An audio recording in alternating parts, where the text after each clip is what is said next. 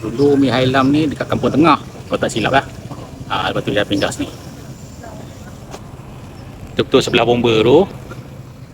Bomba depan ni Masjid Radiatul Mardiah, Pekan Parit, Perak. Okey. Dah sampai Mi Hailam Parit. Makan Mi Hailam tu. Mi Hailam. Rugi siapa tak singgah. Mi Hailam. Mi legend. Oh, tak sampai ini. Makan lagi.